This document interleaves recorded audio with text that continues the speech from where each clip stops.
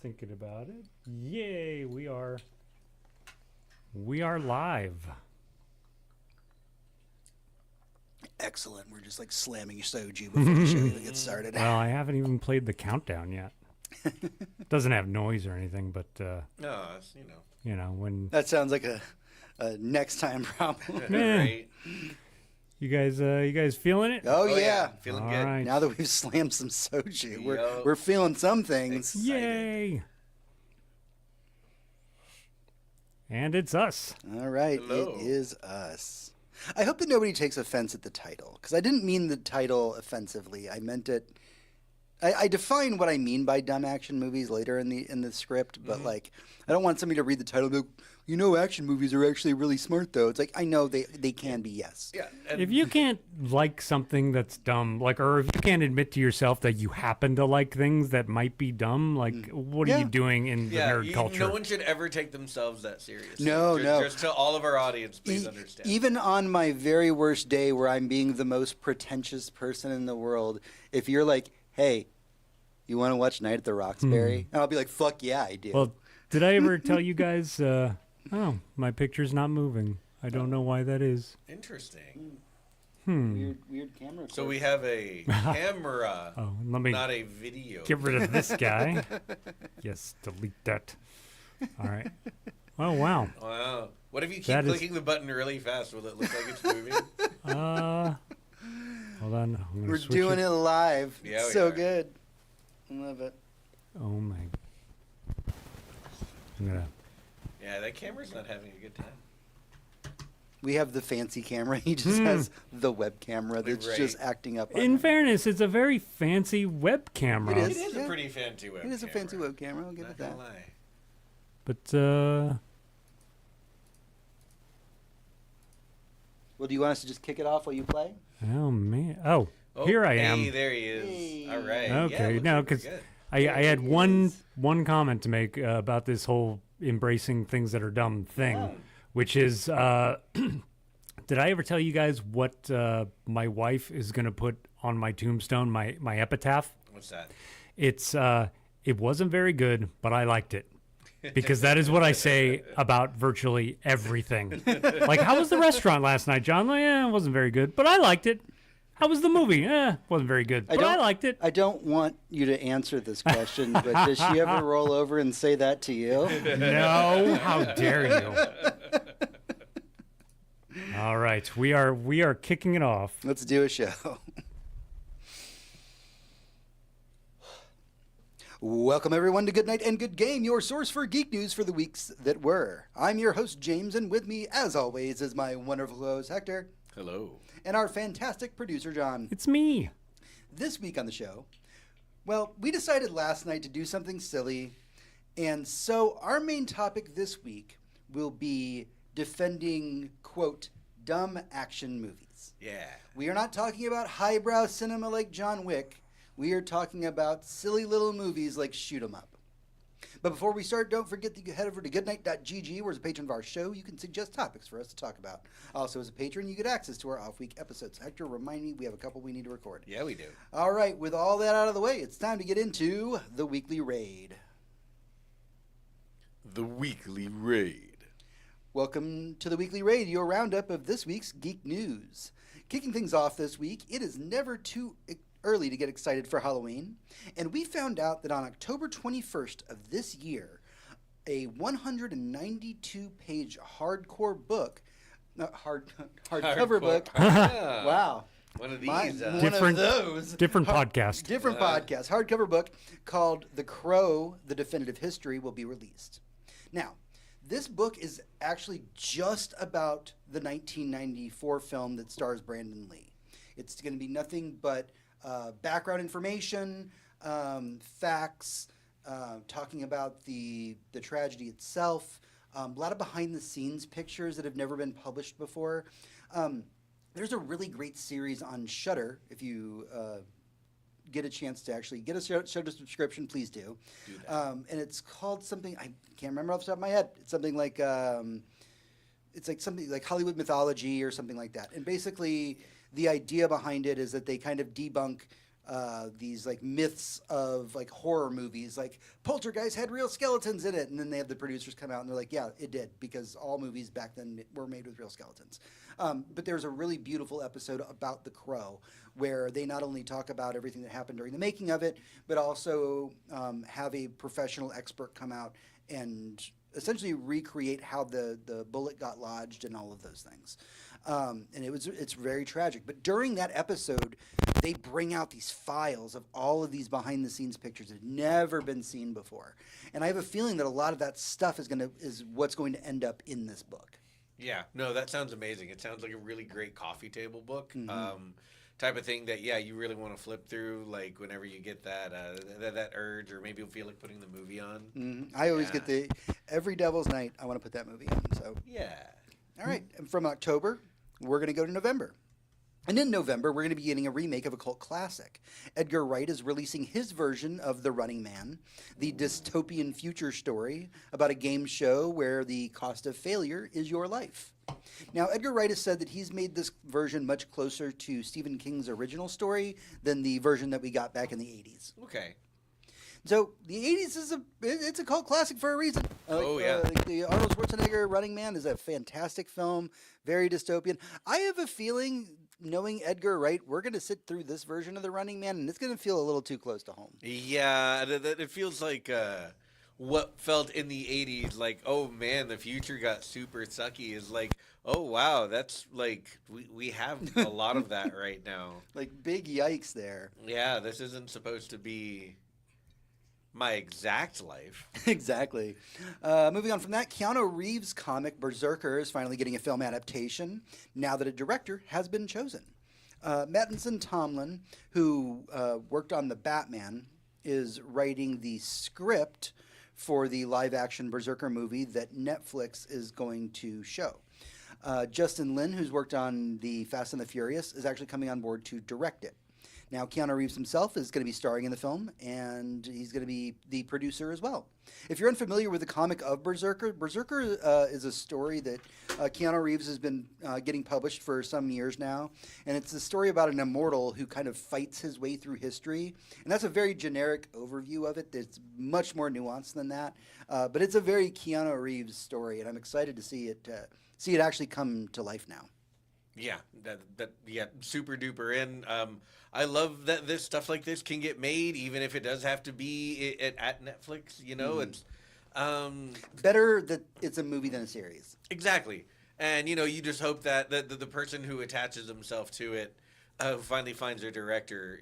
Just wants to get it out there and knows it may not ever get into a theater. So you're like, hey man, like let's do a big production, give it the money and the attention it deserves, and maybe it doesn't hit theaters, but at least we made it. Exactly. And I mean, this comic has been Keanu Reeves' baby since the very beginning. I mean, this is his idea. He went to the writers and artists to get this thing made, and they've all been working hand in hand on the comic itself, which is why it's so unsurprising that he has such a hand in the film adaptation of it, just because it is his baby. And I'm super excited for him. Yeah. Good for him. Yeah, absolutely. All right. So the cast for Scream 7, by the way, just keeps getting freaking wackier. We had heard recently that Matthew Lillard was going to be coming back to reprise his role from Scream 1, and this week it was announced that David Arquette will be returning as well. Now, those are two characters that are supposed to be dead in the Scream franchise. Yeah, I watched them die. Guys, how are they going to make him come back? So Just kidding, I don't give a fuck. Yeah, you may not, but I am a Scream fan, and I'm very curious about this. So the thing about the Matthew Lillard of the whole thing is that if you follow Scream theories, there has always been a theory that Stu lived through Scream 1. Like, yes, he got a TV dropped on his head, but like even in interviews dating back. Wait, wasn't that years Scream and years 2 and not years. to be that guy? It was Scream 1 that Matthew Lillard died in.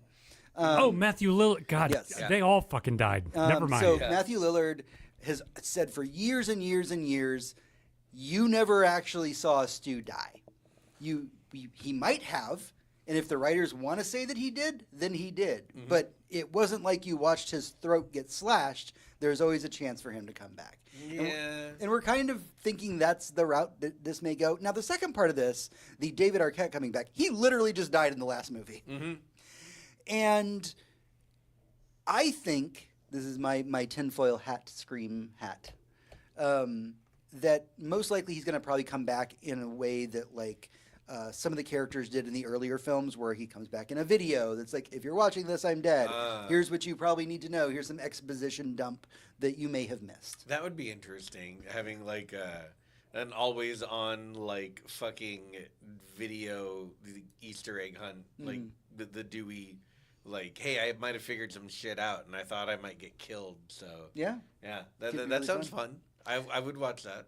I will say a little off topic, but I think one of the greatest signs of respect as an audience I ever saw was in Mr. Robot when they killed off the wife of the rich, crazy guy. Yeah. The next episode, you're like, wait, but did they? Opening fucking moment is her head being like cut open by the morgue people. A I don't know definitive their kill name. is always a good thing. Yeah. It is always a good thing. All right. We're done with movie talk. Let's move over to gaming news. A lot to talk about, so let's jump into it. A standalone expansion to the game RoboCop Rogue City was announced this week. It's called Unfinished Business. Yes. Now, again, this is a standalone expansion. You do not have to have the original game, but you should. It's very good. It's fucking great. But the interesting thing about this game, Unfinished Business, is that you're going to be taking on the role of Alex Murphy, obviously. Except when I say that, I mean Alex Murphy. You are not playing RoboCop. You are playing Alex Murphy as he was, as a human, as a police officer. Interesting. Yeah, you can't. I don't think you'll be able to play the game. Yeah, the you're way no that you longer could a before. walking fridge. Yeah. You just, why would I pick up his gun? my gun's great. Exactly. All right. Well, I love when we can talk about happy video game news, and few things to me are happier than Monster Hunter Wilds selling over 8 million copies in its opening weekend. Yeah, we were 3 of them. Like yeah. The executive director, Matt Pacella, said that Monster Hunter Wilds had the highest launch week dollar sales for any game since Call of Duty Black Ops 6. Wow. And that it ranked #1 in weekly dollar sales across all 3 platforms that it was available on. Man, that's so good for Monster Hunter. Fucking good for them. I mean, Worlds was a huge hit, but we only knew we didn't know how far they were going to be able to take that. And now seeing this is like, man, remember what Monster Hunter was like 8 years ago? I do. It was trash. Yeah. And I played it obsessively, but it was rough. And there are still a lot of things about Monster Hunter. We'll probably talk about it later. There are a lot of things about Monster Hunter that still need some TLC and could use some upgrades. But the fact that Monster Hunter, which was ostensibly a very niche game for a very long time, it was a game when I first got into it back on the PSP. It was a game that was mostly popular in Japan, and it was mostly its popularity was due to the fact that it had a really easy way to, while people are on a train, link up together and play a couple rounds before they got to their jobs. Yep.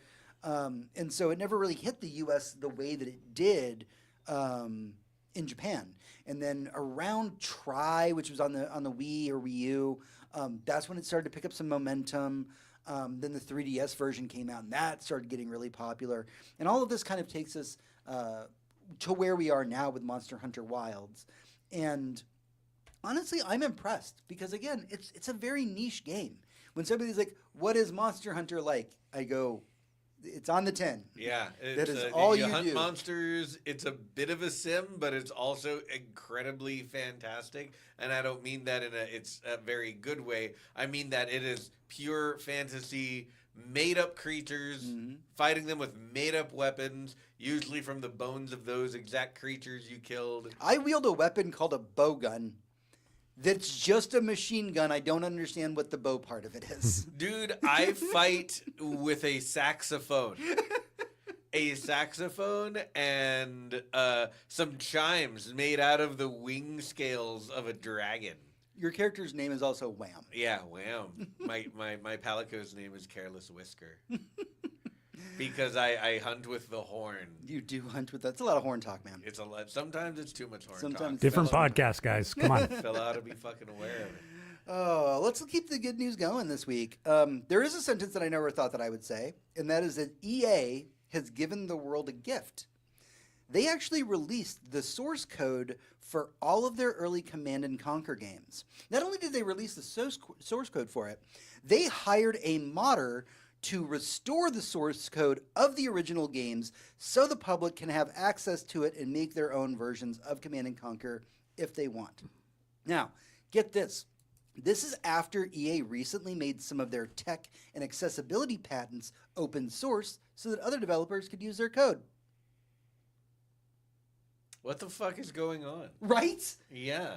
I'm so confused. So, for a little bit of context, we just got done watching the Silent Hill F 30-minute reveal that they just did. Yeah. Didn't make it into the news because it's really just showing the game off. Mm-hmm. And at some point, we're sitting around having a very nice dinner before while we're watching it, and it's like, wait, is Konami doing things correct now? Yeah. This is confusing. I don't understand what timeline we're in. Yeah, between this and Silent Hill 2 remake. It's Right. like, It's like things are going good for Konami, and now Yeah. we're talking about EA. we have an MGS3 fucking remake on the way that actually seems to be pretty phenomenal according to early sources. Mm-hmm.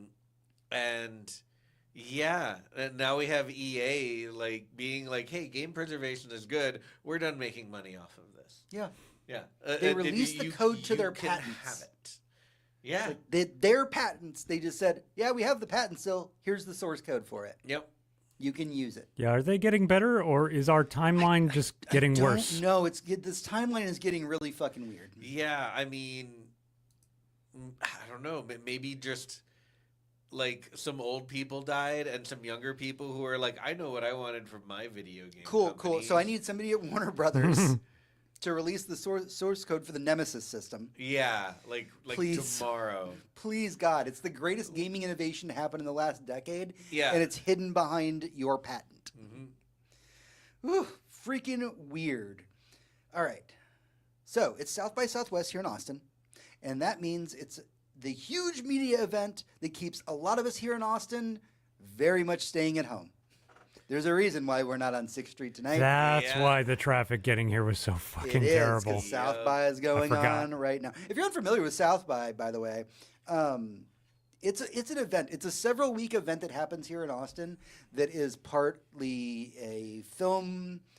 Yeah, it's a little bit film festival. It's a little bit tech festival.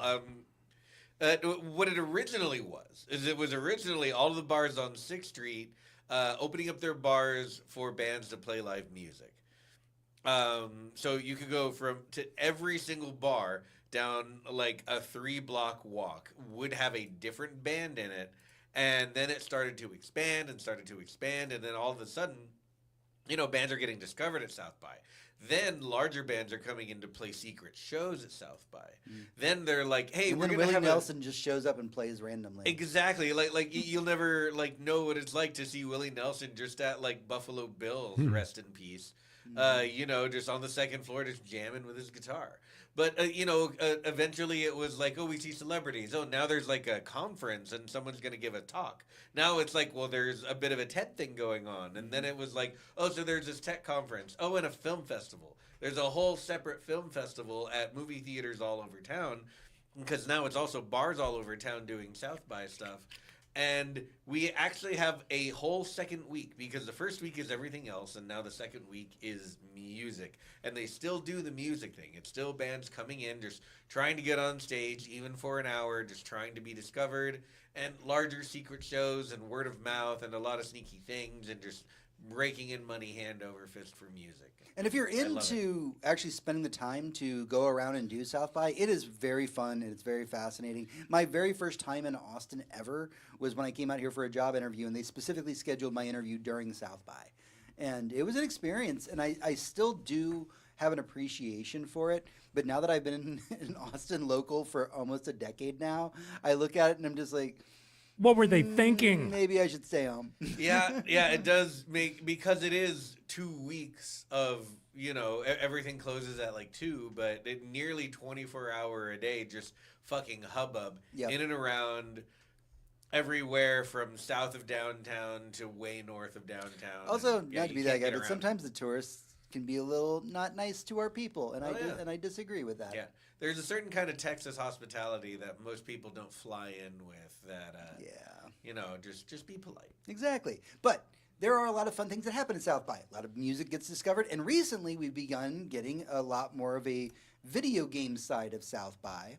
And the big thing this year was the man, the myth, the legend himself, Hideo Kojima, came out for the South by video game conference, showed off a 10-minute long Death Stranding 2 trailer. That he edited himself. And he edited himself. And if you go, well, 10 minutes seems like way too long of a trailer. It's got to give way too much away. I promise you, nothing about that trailer makes any sense. If you said that, you've never seen a Kojima-made trailer before, which is like, man, you're missing out. I literally sometimes just go back and watch the Kojima-made trailers for his old games because they're all fucking nuts. Yep. And so what we got with the Death Stranding event here in Austin was a 30-minute presentation, 10 minutes of that being the trailer itself. And we found out that the Death Stranding 2 pre-orders are actually going to hit this week. But also the game is going to be releasing on June 26th for the PS5. Now, they specifically say the PS5 because I'm pretty sure Death Stranding's doing... Death Stranding 2 is doing what they did last time, which is comes out on PS5 first because they help fund the game. Yep. It'll be a few months that it'll be a PS5 exclusive, and then it'll get released on other platforms. Yeah, it'll hit Steam just like all of his other games. Yep. You know, so if that's what you want, just be a little patient, and you might even get a collector's edition out of it. I am considering buying the collector's edition, and I never do that, but I am. Yep. I'm considering it for the cool model that's in it. Yeah.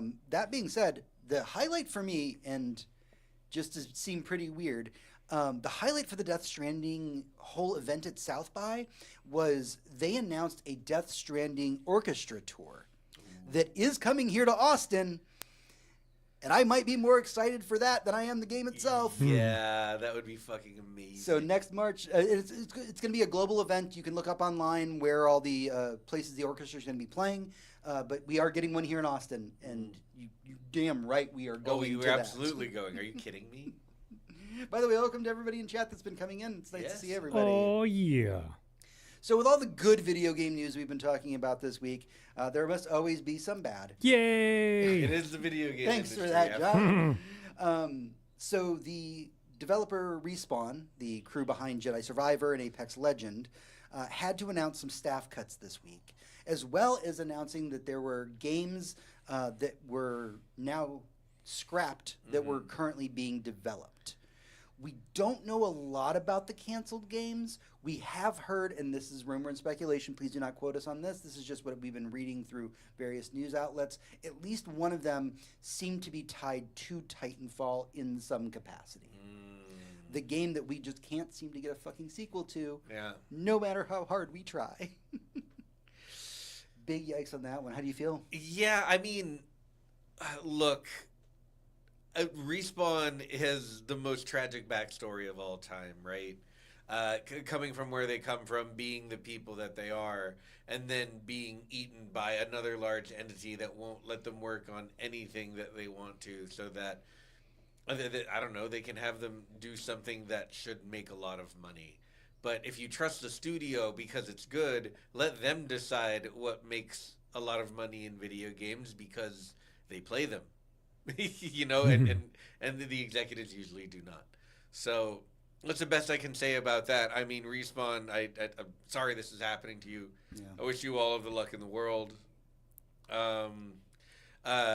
You might know about what happened with Moon Studios. I don't know if we have that on the list. We do not have it on the list, but let's go ahead and talk about it before we get into our last thing. Yeah. So Moon Studios had a really interesting opportunity recently when the company that was publishing their game, and Moon Studios, for anyone who doesn't know, are the people behind Ori and the Blind Forest and Ori and the Will of the Wisp, two of my favorite games of all time.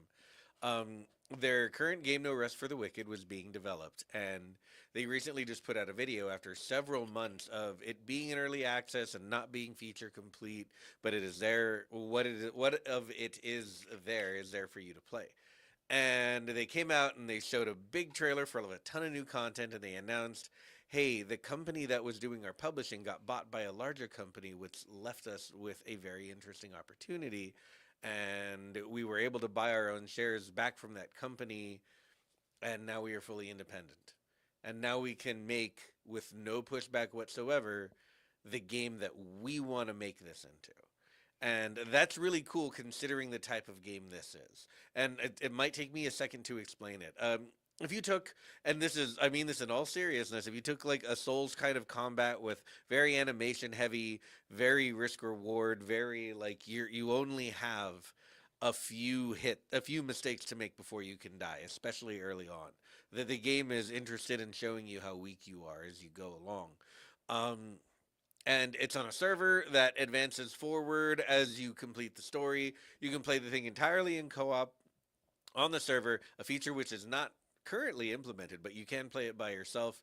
And it's very, very cool. The animations are all excellent. The combat, which is the bread and butter of the game, is fantastic.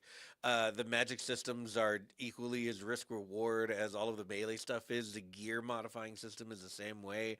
Things have advantages and drawbacks, and you have to decide what you can live with to move forward.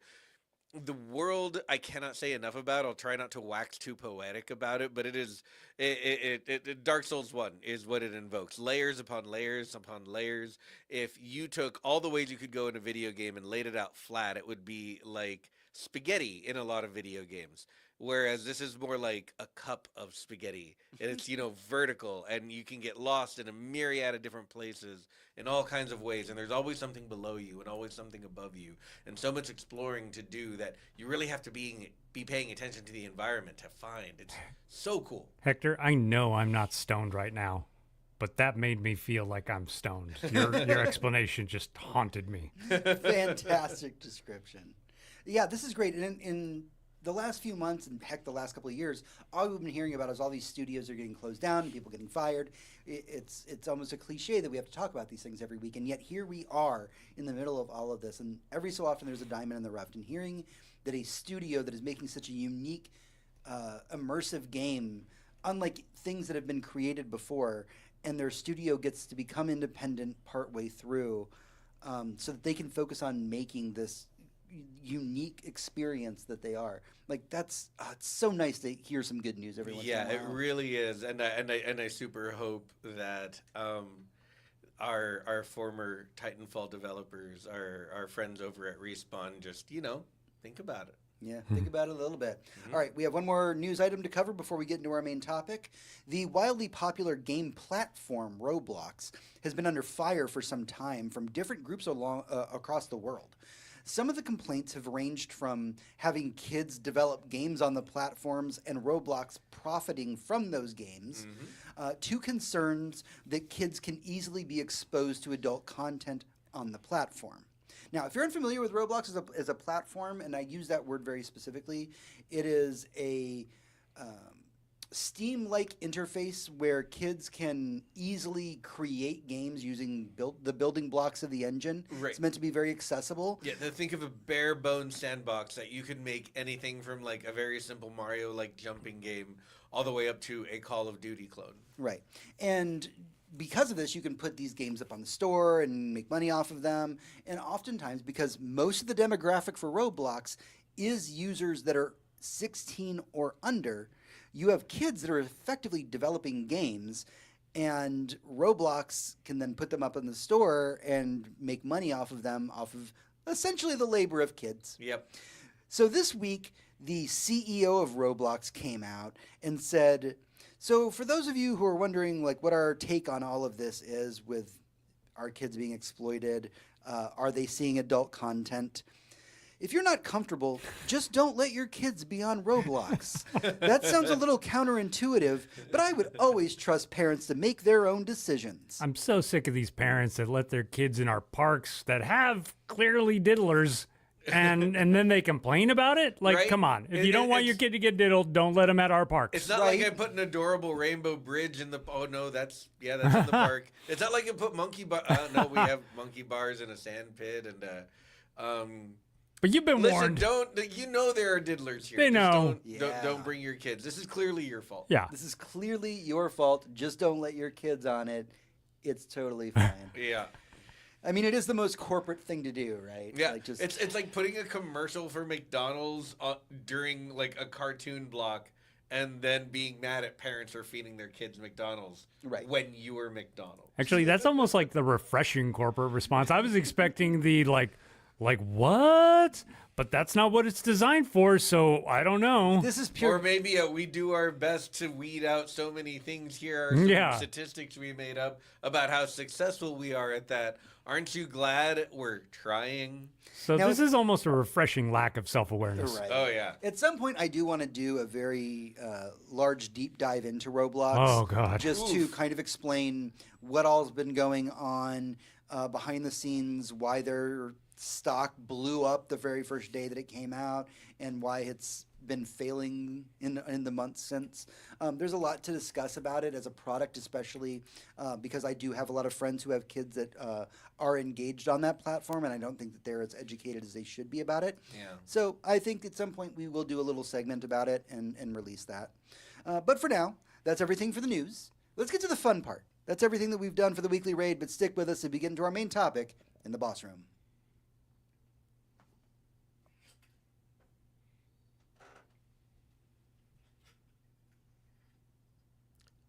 Boss room. Hey everyone, welcome back to the show. It's time for the boss room. Sometimes related to the news, sometimes not. All right. This is the part of the show where we can dive deeper into our opinions on things, like this week's topic, which is going to be defending dumb action movies. Right. And there's a little bit of build up to the story. Yeah, so I'm going to give you a little bit of context real quick. It's pretty well known around here that old school action films are not my chosen media. So movies like Commando or Rambo did not appeal to me as a kid. Recently, my friends have been showing me the occasional fun action movie that doesn't require a lot of thought to get into. And that's what I mean by a quote unquote dumb action movie. It is just a movie in which I can turn my brain off and I can watch. So this week, I just wanted to talk more about these kind of action films, why we do love them, and give some recommendations. Yeah. I think we love them so much more than you probably gave them credit for. And I guarantee that you have watched so many that you might not consider dumb action movies that absolutely fall into the category. And we will get there. But I wanna give you guys the context for what happened. Basically, every Wednesday night we have movie night with a couple of friends of ours. And we're in the middle of a Benson and Moorhead watch through. We actually started it before we knew that they were showrunners for the new Daredevil, so this is all a very happy accident. But we're most of the way through. We were actually going to watch the last one tonight after we watched Daredevil, but we had failed to acquire the movie or find the appropriate streaming service for it, and we decided to, find something else. And my buddy Ross and I were joking that we should just watch Shoot 'Em Up because James has never seen it. And to dear viewer, describe this movie to you if you've not seen it. Clive Owen kills several people with a carrot. A different carrot each time, to be clear. He eats a lot. He fucking Bugs Bunny. He eats a lot of carrots in this movie. Mm-hmm. He kills someone with the door of a filing cabinet. He kills someone with an actual human baby. He put the tactical vest, an adult tactical vest, on a baby. Yeah, he did, and it hugs him like a little snuggie. Paul Giamatti is hilarious and awful in this movie. That man has never, ever once failed to commit 1,000%. Not even in that Big Fat Liar with the Malcolm in the Middle kid. No, yeah, 100%. And Paul Giamatti is in this giving it at 1,010%. Being the sleaziest man who's ever sleazed. It's so good. But this is a kind of movie where you watch it and you're like, okay, the action is over the top and stupid for whatever reason. But on top of that, it has a very cheesy, over the top cheesy script. And it, is mostly focused on the action with small bits of just whatever lore we're going to need to understand why the people are shooting at each other. I think for context, understand that one of the scenes in this movie just takes place in what looks like a gun factory. Yeah, yeah. so that everybody has access to a gun whenever they need one. They're just all over the place. Other interesting facts about this movie: Monica Bellucci plays a prostitute, a sex worker who specializes in lactation. Which is important because the It's entire important because he has a baby. Because our hero Clive Owen, who cannot stop killing people, often with produce, has found himself a random baby. Yep. And he just kind of doesn't want the baby to die, and so he kills like 160 people. Yep, just to make sure this random baby lives. Yep. So that's the movie that led us to the discussion we are having tonight. Because we knew it would be a lot of fun, and James would laugh, and he would be like, "God, this is so fucking stupid," and we'd be like, "I know, but are you not entertained?"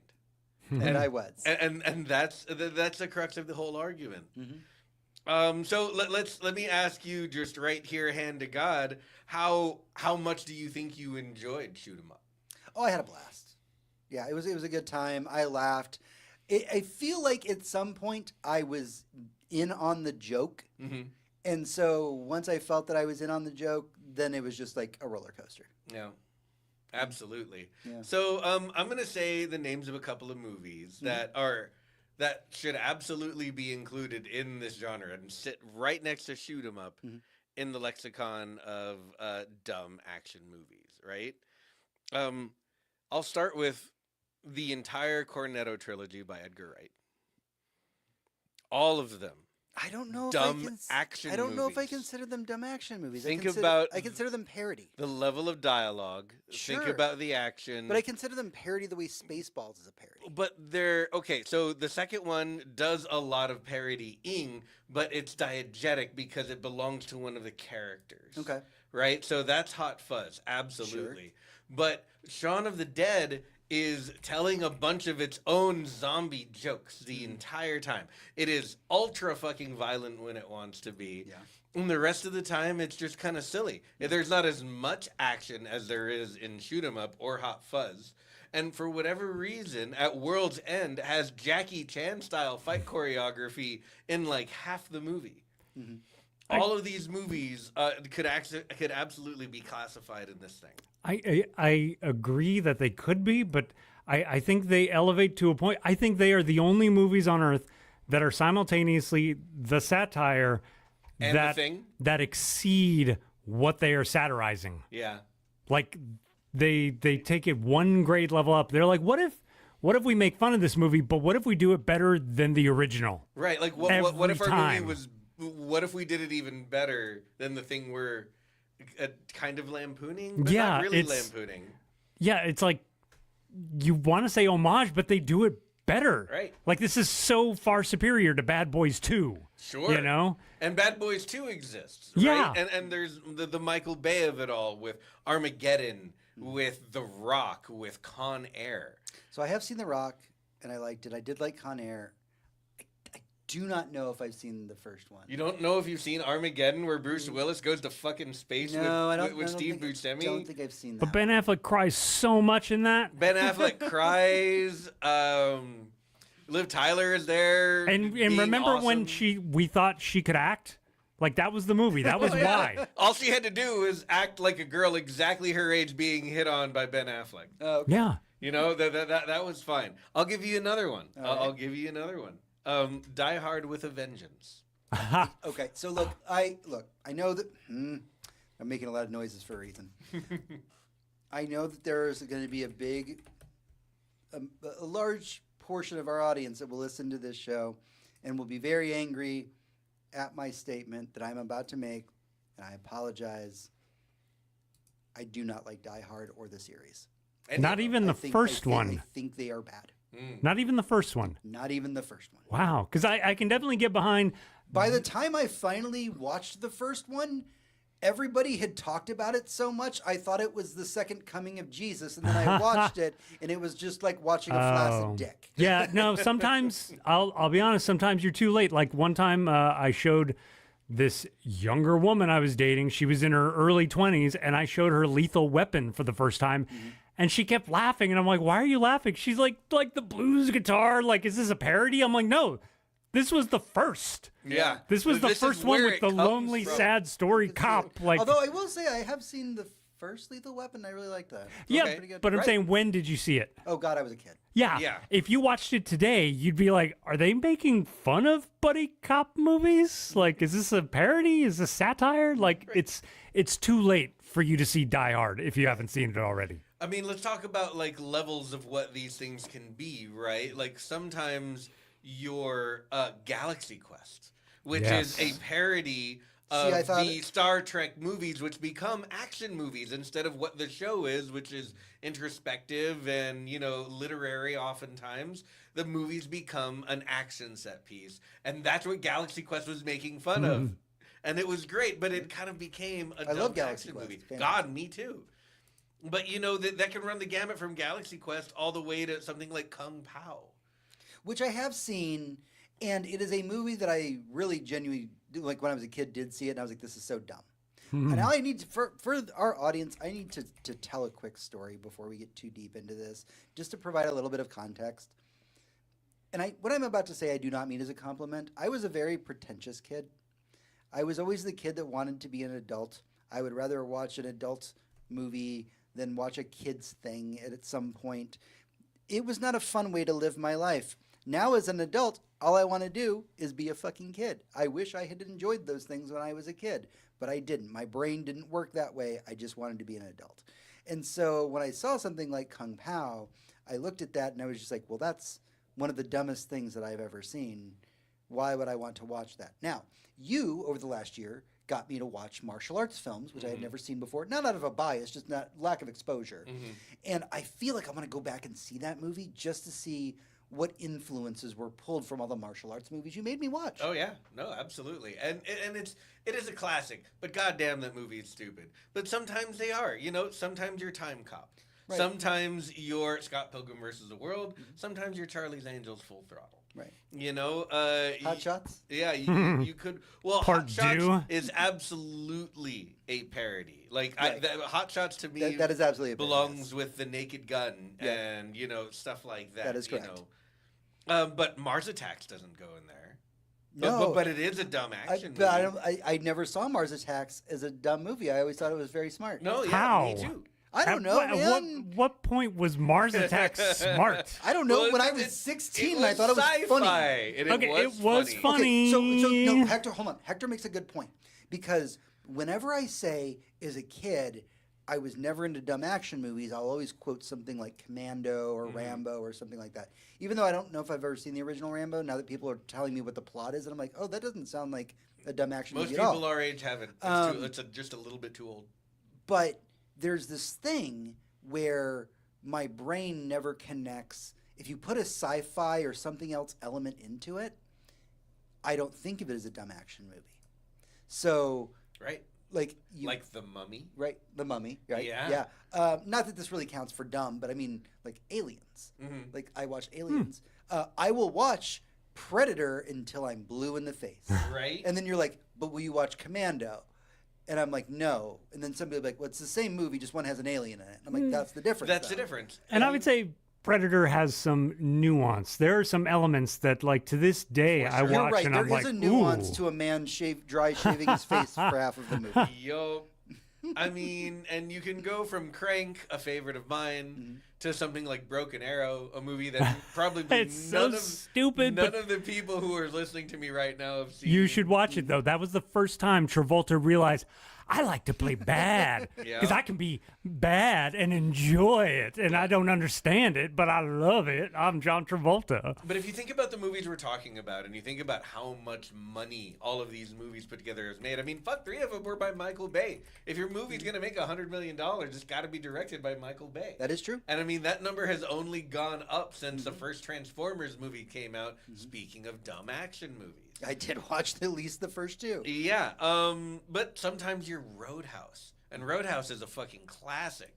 Also, Is that a dumb action movie? Absolutely, it's a dumb action movie. Okay. But it goes in the genre of, you know, in the late 80s, early 90s when it was still okay to release rated R movies, you know, and so there were just, there's just wall-to-wall boobs in this movie.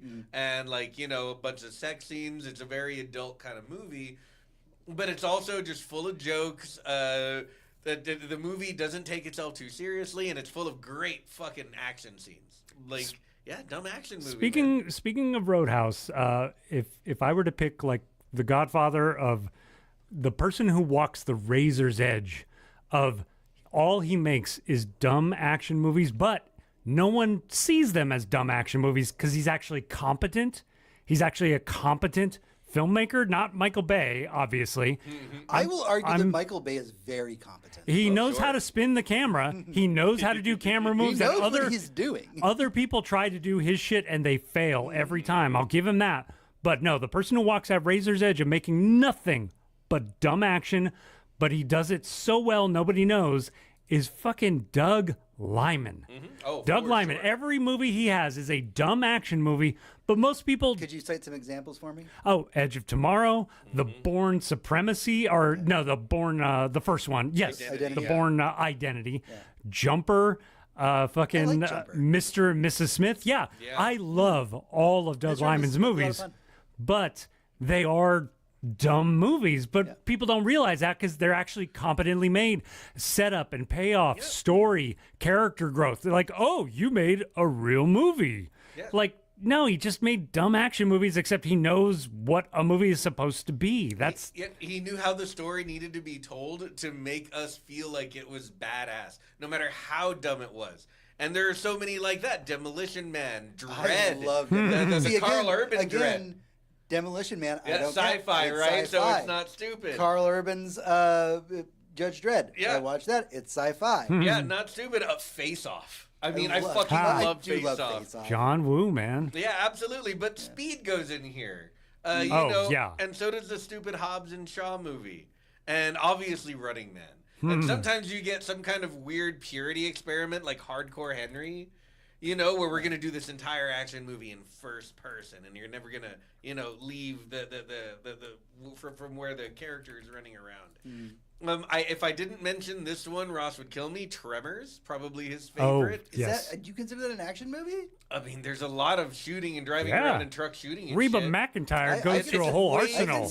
I consider it a C-list horror movie. See, it doesn't strike me as horror because the characters are having too much fun. Okay. They're driving around in their trucks and shooting. You got Kevin Bacon with you. You know, it's just a good time. I think the point I might be getting at, and just for the ladies in the crowd, movies that guys would sometimes consider rom-coms. Think about something like Miss Congeniality. You know, I hope you guys have seen it. Maybe you haven't, but That is a dumb action movie. that is a You're dumb not wrong. action movie. Yeah. It is. It just happens to, you know, star our sweet lady of Austin, Sandra Bullock, and my very first crush. And you know, being a great actress and doing at the same time the ironic "lol, I'm an ugly girl. Oops, I took my glasses off. I'm gorgeous" trope. Also doing a lady cop, haha, isn't that funny because she's a girl, but she's kind of a boy, but not in any way that even remotely matters trope. And they do a ton of action. They do a ton of action in these movies. And I like Miss Congeniality a lot. I feel like these movies are a very comfortable place for movies to be. And it's hard for movies that aren't in this genre to actually make it. Most movies that aren't in this genre end up being at the Oscars, you know, because they're artistic or something. And then the Oscars specifically never touch dumb action movies. They only touch action movies if they can actually feel like they're smart. Something like Lord of the Rings, which deserved a lot of praise and was not a dumb action movie by any stretch.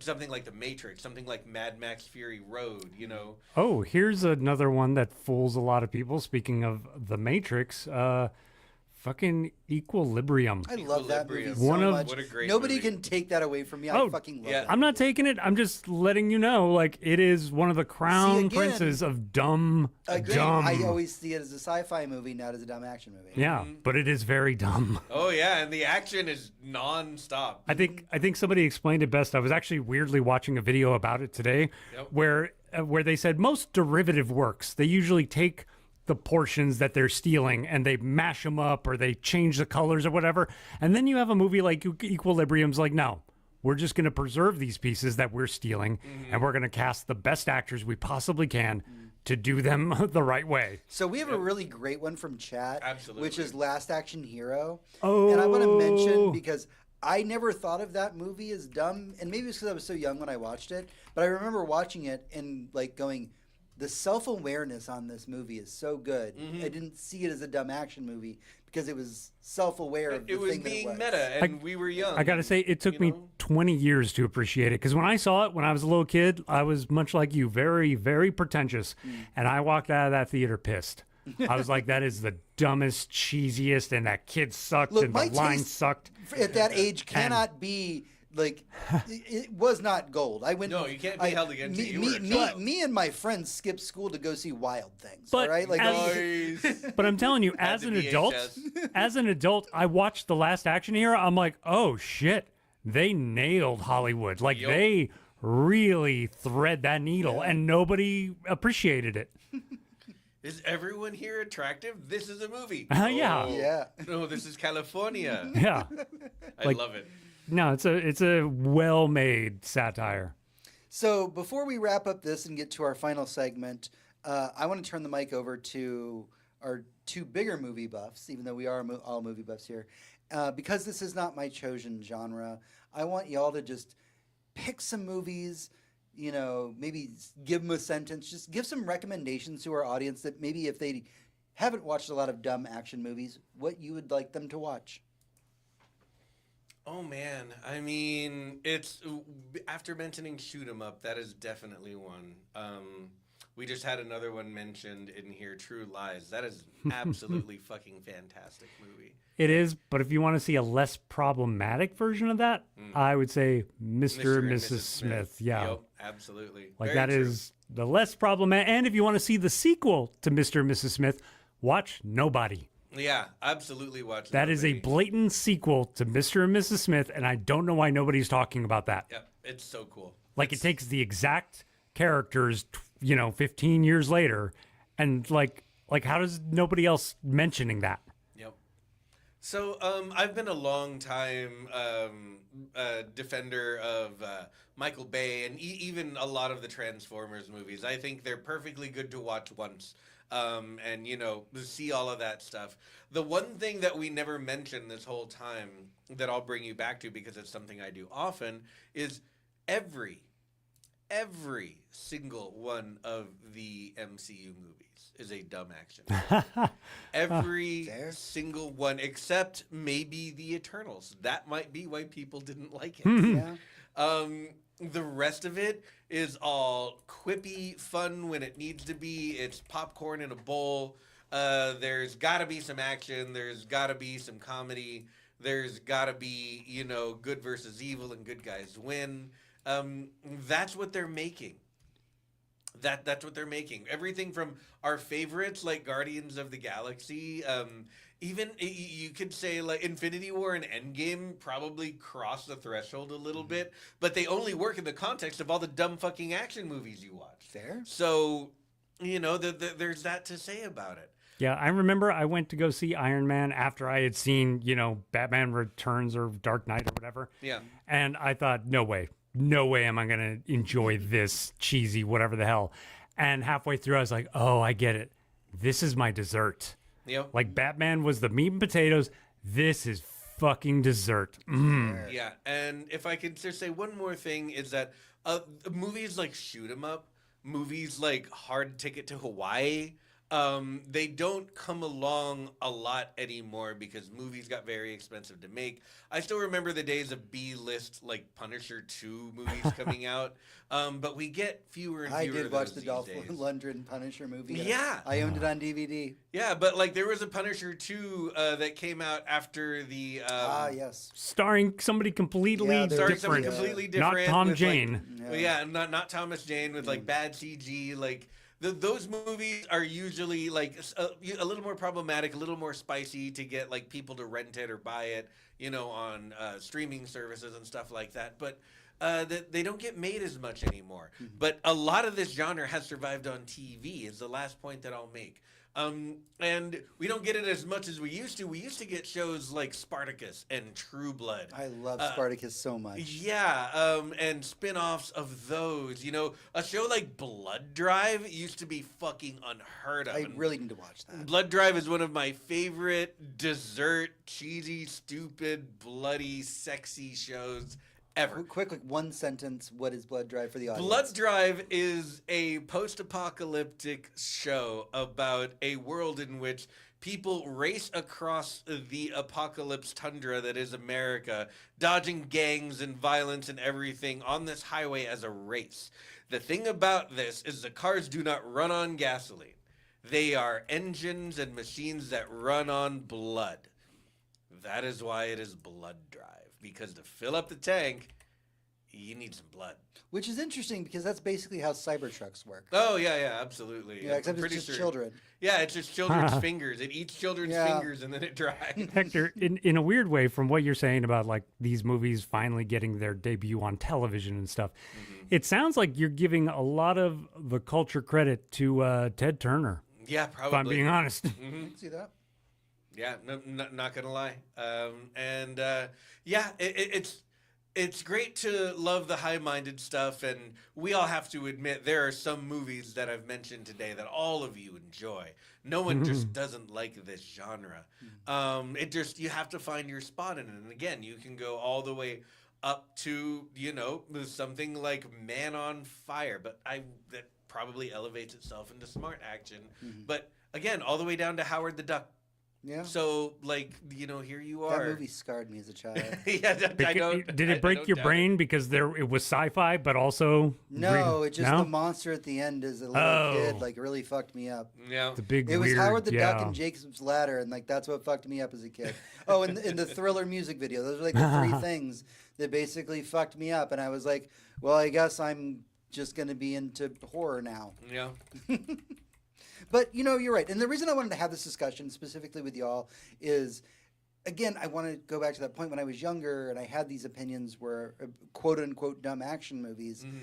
Don't have those opinions, man.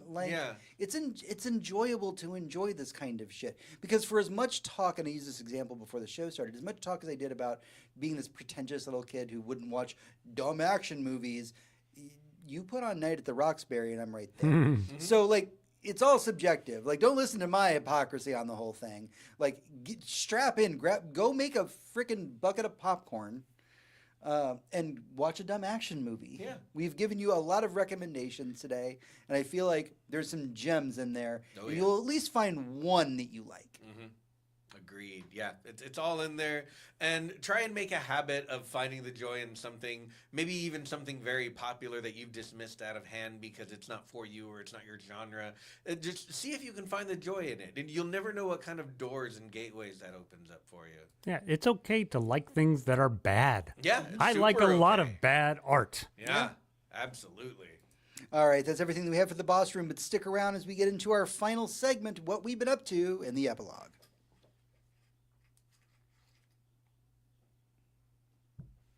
Epilogue. Hey everyone, welcome to the epilogue. It is time to dive into what we've been up to this week, what we've been playing, what we've been watching, what's been occupying our free time, and what has been making us happy. Producer John. Well, you know what my answer's going to be. You've been watching Severance and you can't talk to us about it. Well, okay, there's that. We're still not friends.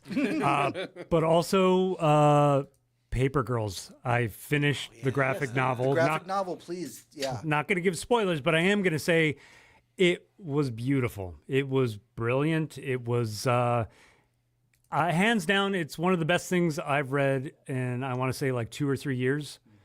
I teared up at moments. And the writing, and again, to describe certain elements of it, you would roll your eyes. You'd be like, that sounds like the dumbest thing ever. Time travelers flying in on pterodactyls and little paper girls are fighting them and they're helped by mutants. What?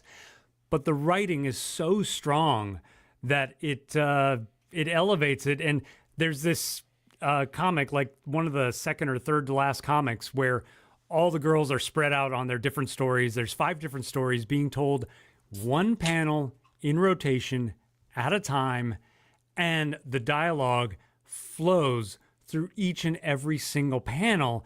And I'm like, ooh, now you're just fucking showing off. Yeah. Like, that's how good it is. And I was very shocked. And I realize, of course, I'm a man, but I was shocked to find out that the writers are men. Like, the writers and the artists are men.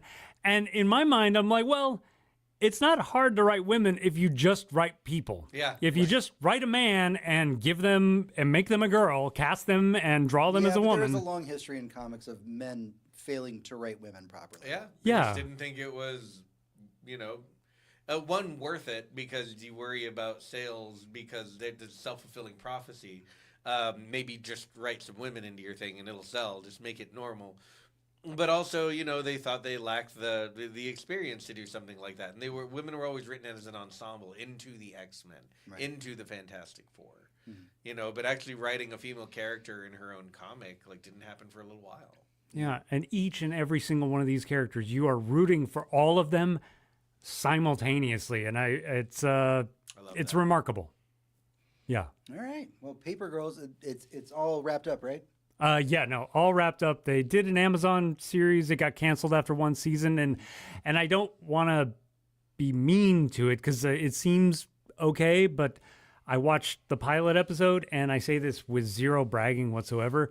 If you gave me $5,000 and 1 month, I think I could come up with something almost equivalent. Like, What I'm hearing from you right now is everybody should go down to their local comic shop Yes. and grab the trade paperbacks of Paper Girls. yes, because they're available. In fact, I just saw it randomly sitting on the shelf. Not something I heard about, not something anybody mentioned, but I saw it there. I was like, huh, I remember weirdly my dad pitched an idea of a Paper Boys action comic book. I wonder if this is similar. I flipped to the back and there's pterodactyls and space creatures. And I'm like, what? And then I opened page 1 and it had somebody from The Challenger on it. And I'm like, interesting. I'm going to have to buy this now. And I did. Awesome. Fantastic. Hector, what are you up to? Oh man, so I am currently following the show's Severance. I am following Harley Quinn. It's very good. I am following Invincible, also very good. And I know there's one more, but it seems to have slipped my mind. But the only really thing I've been doing for the last 2 weeks is Monster Hunter. Fucking Monster Hunter Wilds, baby. Yeah. I have been honking is what I have been doing, sir. I think that if you Honking open my that Steam horn. account right now, it'll say that I have something like 60 hours in it. Mm-hmm. It came out not that long ago, guys. No, not even a full 14 days ago. 13 The days first ago. 3 days, I put minimum 10 hours in per day. Mm-hmm. Mm-hmm. I have finally reached the point where I need to take a break. Yep, and we'll be back soon because there'll be new monsters here within a couple weeks. There'll be some additions to the game. It's not a perfect game. Just a dear reader for your whole experience. If you're gonna get it on console, go with God. Probably get it on PS5. It's gonna run great, gonna look great. It's fine. The last time a Monster Hunter game came out, I'm talking about Rise. I'm not even going all the way back to Worlds, but Worlds did this too. It was separated from the PC release by a year. Worlds was separated by at least 6 months. This time they all came out at once. And they sent that PC version out unfinished. The game is poorly optimized no matter what kind of CPU you have.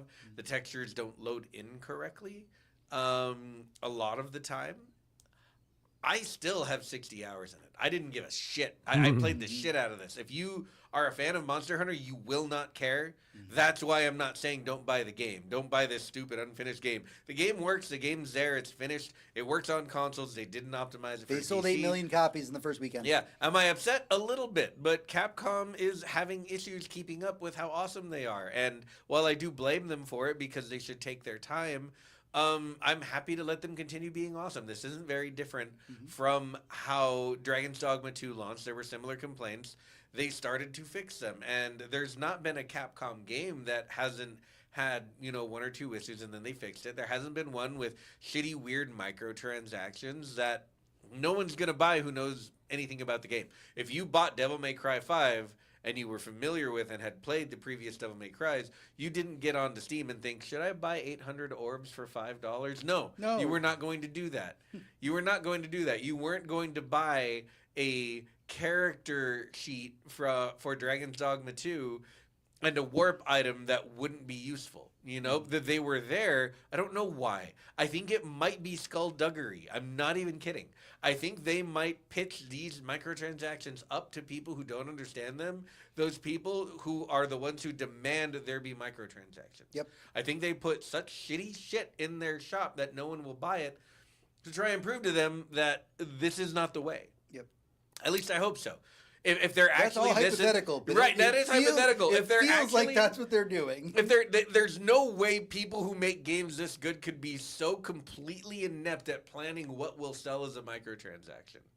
There's not a lot of other things that make sense. Either they have rules against what they can and cannot offer as a company, or someone's punking the executives. And if any of the executives are listening, no, they're not. You're very smart. Right. Inside baseball question: have you guys gotten good at making your own food, which I guess is a thing for this version? Oh yeah, sure, it's fine. Yeah, it's great. It's okay. Yeah. I miss the cats cooking for me Yeah, a lot. which we will be getting back soon, I believe. We will be getting back, but right now, yes, it's just a simple ingredient system. Different ingredients that give you different buffs. You can combine them different ways. And also, if you are in good with the colonies in and around the area, sometimes they want to offer you a meal. Hmm. And that's very nice. And it's honestly the most buffed you can be. Mhm. I don't know. I feel like the blacksmith is the most buffed you can be. Have you seen her? Oh yeah, no, Woo! she eats a lot of that. Yikes. Of those colony meals, you know, Yeah. for sure. Woo! She is working hard every day in front of that I forge. would let her colonize me. Oh yeah. So yeah, Different just Monster podcast, Hunter. guys. Yeah, I know. So yeah, we just keep getting off track. Yeah, Monster Hunter, man. Yeah. I mean, it's been absolutely fucking fantastic. I've loved every second of it. The quality of life improvements are there. There's a learning curve like everything. Like anytime you get a new Monster Hunter, there are going to be a few new systems. And when you figure out how they're designed, you think, why the fuck would you do this? And then when you realize there's options to make them function the way that you would want them to, you're like, oh, okay, you guys are fine now. And that's my experience with every single Monster Hunter game I've ever played. It's why does this move on its own? That's stupid. Oh, there's an option to turn that off. Yep. I would have rather it be turned off at the beginning, but I guess, you know, they decided to do it this If way. you do plan on picking it up, I would do yourself a favor, get on YouTube and look up like Monster Hunter Wild settings to change. Mhm. There's 5 million videos of like people who put in hundreds of hours and they're like, look, just go into the menu and change these 5 things and it's great. Yeah. Yeah, but, you know, if you don't like the way your mount controls, just go in there, flip a few things, and it'll control the way you think it should. The same thing with a lot of the graphic settings. It's like, these couple are problematic for no reason at all. You won't know, it's not implemented correctly, so it doesn't actually work, so turn it off. Are you guys able to play together? Always. Always. Oh, okay. That is all Always. we are doing. Yes. All right. You can play together, and God, this is so... you can play together in a lobby with up to 40 different people. Now, that's a Wow. lobby. In a party that you hunt a monster in, together with friends for, you can be a group of up to 4. A LAN party. In a link party. Now, if you are not doing missions together, as in optional missions that you get, or story missions that you get, then you might want to just hunt a monster out in the world, in which case you need a third level of connectivity from the lobby to the link party. Now you need an environment link. That way, when you walk outside of the village, you're all in the same place. If this sounds really complicated, it's because it's so overly engineered. Yes, it is overly engineered so that you can have everyone together in a way that makes sense. It feels backwards until you realize how robust the system is in getting all your friends playing together. Because we've had link parties of up to 4, but like 6 or 7 people in our lobby who are all just doing their own thing and rotating in and out of what quests we're doing. And it really does work out. Like, it's cool. And not for nothing, but the blacksmith in Monster Hunter Wilds also robust. Also very robust, yeah. Not that podcast though.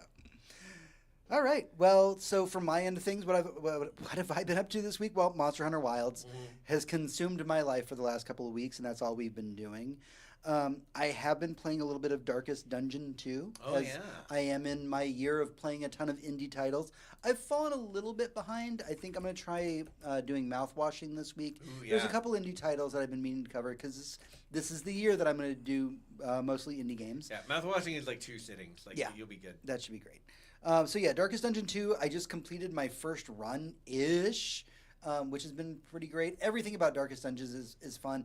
It's one of those games that kind of like Sekiro, I just hate myself while I play it. I'm having fun, But it's kicking but your ass. it's going to kick my ass. I have never completed, and I don't know of a human being in existence that has actually completed the first Darkest Dungeon. I have talked to a lot of my friends, all of which who are just prize fucking gamers. They will beat games like Sekiro, and I'm like, hey, have you ever beat Darkest Dungeon? They're like, no, man. fuck that. Like that game's impossible. Like there's no way you can do that. But I've been playing Darkest Dungeon 2. It's more of a roguelike in the second one, so it's been a lot of fun to kind of level my guys up and learn their backstories because the different classes have backstories now and everything. I think the most interesting aspect of Darkest Dungeon 2 is that while the action gameplay, which is the turn-based combat that defines Darkest Dungeon, has not changed since the first game, everything else in Darkest Dungeon is different. The campaign is completely different. You're not building up a town anymore. It's more of a roguelike. You can actually because it's a roguelike, if you get certain things, you can carry those things over between runs. Okay.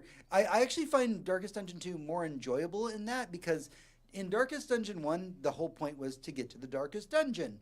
And you would do that with a party of 4 characters that you've been basically grinding on for hours to get them really good. And pretty much the moment you walk into the Darkest Dungeon, you're going to get killed immediately. And or those people will leave and they're like, good luck, do it again. Yeah. Try again. Yeah, good luck, try again. And I always found it a little unforgiving, more unforgiving than Sekiro. And that's, I still have the Vietnam dog flashbacks every time I hear the word Sekiro. But I at least got through that one. Mm-hmm. So when we do this segment, the what have we been up to this week, we always say what we've been playing, what we've been watching, what's been occupying our free time, and what has been making us happy. We don't often get into the last one too much, and I want to do that a little bit today. What's been making us happy? So a quick fun one is a good friend of mine who goes by Peachy Lily, Peachy_Lili on YouTube, does playlists now. And she does her own artwork while these hour-long playlists are there.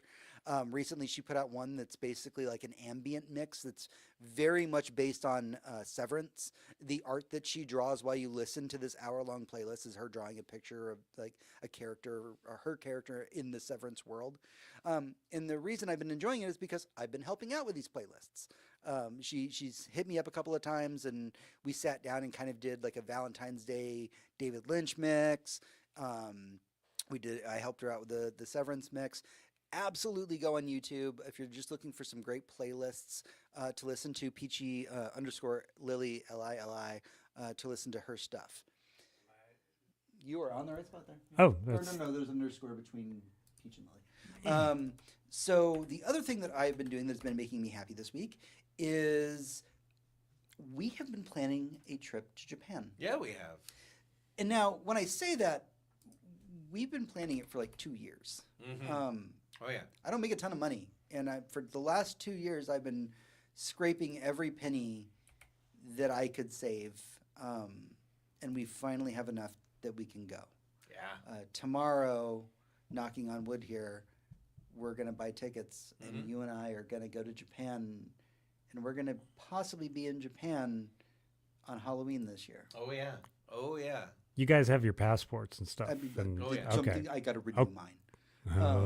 But I'm in the middle of the paperwork. So lucky you're white. It's an interesting year to decide to travel abroad. I will say that. It's the perfect year to travel abroad. It's a perfect year to travel abroad and maybe stay. We will be taking a lot of pictures and posting them up on our Patreon and also on our Facebook and Blue Sky and all of that. Just as a little bit of context, when I was a very young me, I was a big weeb, and while I fell out of that in my older years, as a kid, I always promised myself that I would go to Japan someday. And originally, I wanted to go with my grandmother, who was really into some anime that I used to watch, and then she passed, and I just didn't ever know because the tech industry is really tough and never pays very well. I never really had the ability to save the money that I needed to do this.